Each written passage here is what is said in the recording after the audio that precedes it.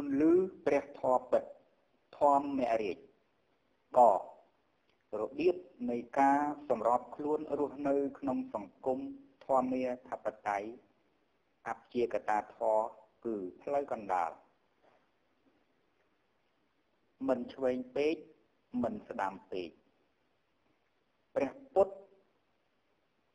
ទ្រង់មន្តត្រាស់ដឹងធ្វើទុក្កិរិយាគ្រប់បែបយ៉ាងនៅតែពុំបានត្រាស់លុះព្រះអង្គពិចារណាយូរទៅក៏រកឃើញព្រះធម៌ពិតគឺតាំងពេកដាច់ធូរពេកមិនពីរោះមិនតាំងពេកមិនធូរពេកទើបពីរោះរំដំរួចក៏យាងចេញយកព្រះធម៌ពិត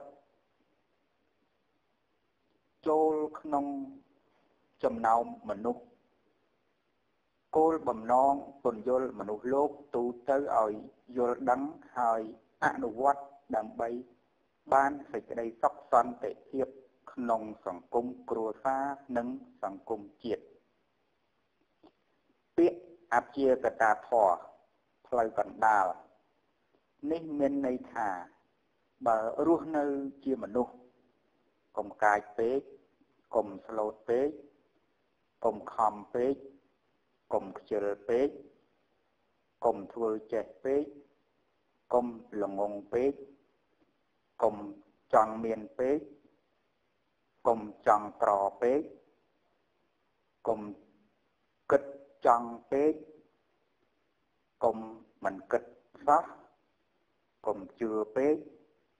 កុំអត់ជឿសោះកុំស្ដាប់ពេកកុំអត់ស្ដាប់សោះកុំចង់បានល្អពេកកុំចង់សប្បាយពេកកុំកើតទុក្ខពេកកុំចង់បានច្រើនពេកកុំអត់ចង់បានពេកកុំចង់ធ្វើអាក្រក់ពេកកុំប្រហែសពេកកុំប្រយ័ត្នពេកកុំចង់លឿនពេកកុំយឺតពេកកុំចង់ធំពេកកុំអត់ចង់ធ្វើអ្វីសោះជាដើមឡាក់សរុបសេចក្តីមកទាំងកុសលទាំងអកុសលទាំងខុសទាំងត្រូវទាំងមានទាំងក្រទាំងអាក្រក់ល្អសខ្មៅសុទ្ធតែមានហេតុគឺការគិតការពិចារណារួចក៏ទទួលផលបុគ្គលដាំពូជណាត្រូវទទួលផលពីពូជនោះខរបៀបចម្រើនគុណព្រះធម្មជាតិធំ1រំលឹកគុណព្រះធរណីពេលដេកពេលធ្វើដំណើរពេលដាំដំណាំពេលសាងសង់ពេលកាប់គាស់ជាដើមប្រុសប្រើពាក្យខ្ញុំព្រះអង្គស្រីប្រើពាក្យខ្ញុំម្ចាស់សូមដល់នៅគុណព្រះធរណីជាទីពឹងទីរលឹកជាទីគោរពសក្ការៈលៈ2រំលឹកគុណព្រះគង្គាពេលផឹកពេលងូតពេលលាងពេលស្រោចស្រពជាដើមខ្ញុំព្រះអង្គខ្ញុំម្ចាស់សូមដល់នៅគុណព្រះគង្គាជាទីពឹងទីរលឹកជាទីគោរពសក្ការៈលៈ3រំលឹកគុណព្រះអគិពេលដាំស្លពេលដុតរំលាយពេលទទួលពន្លឺជាដើមខ្ញុំព្រះអង្គខ្ញុំម្ចាស់សូមដល់នៅគុណព្រះអគិជាទីពឹងទីរលឹកជាទីគោរពសក្ការៈលៈ4រំលឹកគុណព្រះពេលពេលដកដង្ហើមពេលទទួលខ្យល់បក់ផាត់ជាដើមខ្ញុំព្រះអង្គខ្ញុំម្ចាស់សូមដល់នៅគុណព្រះពេយជាទីពឹងទីរលឹកជាទីគោរពសក្ការៈលៈ5រំលឹកគុណព្រះអាកាសធាតុពេលទទួលបាននៅភាពជាសុខវេទនាក្តីឬទុក្ខវេទនាក្តីឬការប្រែប្រួលនៃសីតុណ្ហភាព ជាដើមខ្ញុំព្រះអង្គខ្ញុំម្ចាស់សូមដល់នៅគុណព្រះអាកាសធាតុជាទីពឹងទីរលឹកជាទីគោរពសក្ការៈលៈ 6. រំលឹកគុណព្រះមេឬអាហារពេលបរិភោគនៅអាហារផ្សេងៗនឹងទទួលថាមពលផ្សេងៗដូចជាកម្លាំងកាយកម្លាំងចិត្តកម្លាំងប្រាជ្ញាអាយុជាដើមខ្ញុំព្រះអង្គខ្ញុំម្ចាស់សូមដល់នៅគុណព្រះមេឬអាហារជាទីពឹងទីរលឹកជាទីគោរពសក្ការៈលៈ 7. រំលឹកគុណព្រះអាទិត្យពេលទទួលកម្ដៅពេលថ្ងៃពេលទទួលពន្លឺពេលថ្ងៃពេលមើលអ្វីពេលថ្ងៃឃើញជាដើមខ្ញុំព្រះអង្គខ្ញុំម្ចាស់សូមដល់នៅគុណព្រះអាទិត្យជាទីពឹងទីរលឹកជាទីគោរពសក្ការៈលៈ 8. រំលឹកគុណព្រះច័ន្ទពេលទទួលពន្លឺពេលយប់ពេលទទួលភាពស្រស់ស្រាយត្រជាក់ចិត្តត្រជាក់អារម្មណ៍ស្រស់ថ្លាជាដើមខ្ញុំព្រះអង្គខ្ញុំម្ចាស់សូមដល់នៅគុណព្រះច័ន្ទជាទីពឹងទីរលឹកជាទីគោរពសក្ការៈលៈ 9. រំលឹកគុណព្រះអង្គា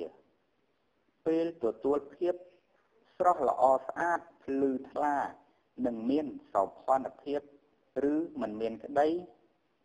នៅលើផ្ទៃស្បែកខ្ញុំព្រះអង្គខ្ញុំម្ចាស់សូមដល់នៅគុណព្រះអង្គាជាទីពឹងទីរលឹកជាទីគោរពសក្ការៈ 10. រំលឹកគុណព្រះពុទ្ធពេលត្រូវទទួលអារម្មណ៍រិះគិតឬពិចារណាគ្រប់បែបយ៉ាងខ្ញុំព្រះអង្គខ្ញុំម្ចាស់សូមដល់នៅគុណព្រះពុទ្ធជាទីពឹងទីរលឹកជាទីគោរពសក្ការៈលៈ 11. រំលឹកគុណព្រះហស្ថពេលកម្រើកធ្វើចលនាផ្នែកអវយវៈខ្ញុំព្រះអង្គខ្ញុំម្ចាស់សូមដល់នៅគុណព្រះហស្ថជាទីពឹងទីរលឹកជាទីគោរពសក្ការៈលៈ 12. រំលឹកគុណព្រះសុខពេលចង់បានសុខចង់បញ្ជៀសគ្រោះថ្នាក់ជាយថាហេតុផ្សេងខ្ញុំព្រះអង្គខ្ញុំម្ចាស់សូមដល់នៅគុណព្រះសុខជាទីពឹងទីរលឹកជាទីគោរពសក្ការៈលៈ 13. រំលឹកគុណព្រះសៅរ៍ពេលចងចាំក្តីពេលភ្លេចភ្លាំងក្តីពេលចង់ដឹងក្តីចង់យល់ក្តីខ្ញុំព្រះអង្គខ្ញុំម្ចាស់សូមដល់នៅគុណព្រះសៅរ៍ជាទីពឹងទីរលឹកជាទីគោរពសក្ការៈលៈ 14. រំលឹកគុណព្រះភិរុណពេលចេញញើសតាមស្បែកពេលមានភ្លៀងចង់បានឬមិនចង់បានក្តីខ្ញុំព្រះអង្គខ្ញុំម្ចាស់សូមដល់នៅគុណព្រះភិរុណជាទីពឹងទីរលឹកជាទីគោរពសក្ការៈលៈ សរុបសេចក្តីមកភពទាំង14នេះឬព្រះទាំង14ព្រះអង្គនេះមិនស្ថិតនៅឯណាឆ្ងាយក្រៅអំពីនគរកាយរបស់យើងរាល់គ្នាឡើយដូច្នេះពាក្យថាព្រះសង្ឃឬហៅថាសង្ឃឡើងផ្គុំឡើងគឺផ្គុំព្រះទាំង14ព្រះអង្គបានទៅជាមនុស្សជាសត្វជារុក្ខជាតិបុគ្គលគ្រប់រូបនេះហើយហៅថាព្រះសង្ឃបានដូចគ្នាឲ្យតែចេះគោរពគុណចម្រើនគុណរក្សាសិលបរិសុទ្ធគោរពវិន័យសិក្ខាបទឲ្យបានត្រឹមត្រូវដោយមិនចាំបាច់បួសកោសក់កោចិញ្ចើមក៏បានក៏នឹងអាចប្រើសម្លៀកបំពាក់តាមធម្មតាឬចីវរស្រេចតែនឹងចិត្តប្រុសយកប្រពន្ធបានស្រីយកប្តីបាន រួមរយៈមេត្រីភាពបន្តកំណើតបានបង្កើតកូនចៅបានបង្កើតក្រុមគ្រួសារបានបន្តពូជមនុស្សទៅតាមលទ្ធភាពគ្រួសារនិងសង្គមជាតិតម្រូវការដើម្បីភពផែនដីមានមនុស្សរស់នៅនិងកសាងនៅសេចក្តីល្អឆ្ពោះទៅត្រាស់ដឹងជាសាវកនិងអគ្គសាវកព្រះមេតយៈនាចុងផតកັບខាងមុខនិងបរិនិព្វានទាំងអស់គ្នាករបៀបរក្សាសិលបរិសុទ្ធ 1. មនុស្សគ្រប់រូបអាចសម្លាប់សត្វគ្រប់ប្រភេទបាន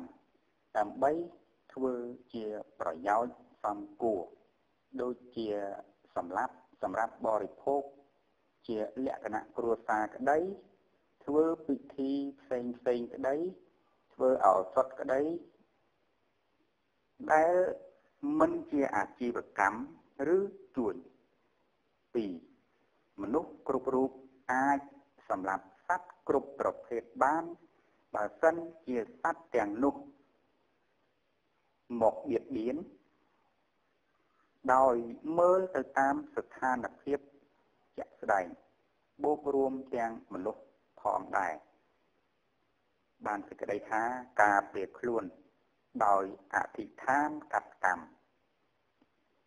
3. មនុស្សគ្រប់រូបអាចរើសឬកាន់យករបស់គ្រប់យ៉ាងបាននៅទីសាធារណៈបើទោះជាគ្មានការឲ្យដោយកាយឬវាចាក៏ដោយលើកលែងតែរបស់ឬវត្ថុត្រូវបានដាក់តាំងឬតម្កល់ទុកមានន័យថារើសយករបស់ឬវត្ថុដែលជ្រុះឬចោលជាដើម 4. មនុស្សគ្រប់រូបអាចមានដៃគូរួមភេទរវាងស្ត្រីនិងបុរសតិចឬច្រើនដែលមិនមានប្រើឥទ្ធិពលផ្សេងដូចជាប្រើទឹកប្រាក់ទិញឬប្រើវេទមន្តសន្តំចិត្តឬផ្ដល់នៅវត្ថុមានតម្លៃណាមួយជាភ្នូរមានន័យថាស្នេហ៍ចិត្តនឹងចិត្តកាយនឹងកាយឡាក់ 5. បុគ្គលគ្រប់រូបអាចនិយាយមិនពិតជាការបង្រៀងបានដើម្បីសង្គ្រោះដល់អ្នកដទៃដែលត្រូវរងគ្រោះថ្នាក់ 6. បុគ្គលគ្រប់រូបអាចបរិភោគនៅអាហារ2ឬ3ពេលក្តីតិចឬច្រើនក្តីទៅតាមការប្រើនៅថាមពលក្នុងការបំពេញការងារប្រចាំថ្ងៃមានន័យថាទំនេរអត់ធ្វើការបរិភោគអាហារច្រើនពេកធាត់ដូចជ្រូកអត់ប្រយោជន៍ធ្វើកិច្ចការខ្លាំងឬច្រើនបរិភោគអាហារតិចពេកខ្វះកម្លាំងថាមពលសរីរាង្គចុះខ្សោយងាយនឹងរងគ្រោះថ្នាក់ដល់អាយុជីវិតទៀតផង 7. ម្ដាយឪពុកអាចមានគុណមកលើកូនប្រុសស្រីក្នុងករណីមិនទាមទារចង់បានអ្វីជាសំណងត្រឡប់មកវិញ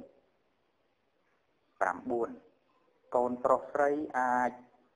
តបគុណម្ដាយឪពុកក្នុងករណីមិនប្រព្រឹត្តខុសឆ្គងជាអកុសលជាហេតុនាំឲ្យម្ដាយឪពុកខ្វល់បារម្ភនិងជូនជាបច្ច័យ4ជាទានសន្តោសដល់គាត់ទៅតាមលទ្ធភាព 9. ក្មេងគោរពសំពះចាស់ដែលមានអាយុច្រើនជាងមុននឹងចាស់សំពះក្មេងវិញដោយប្រើពាក្យថាចម្រើនគុណសូមស សង្ខេបពីខ្ញុំលីមេងហៀងហៅពន្លឺព្រះកៅមរកត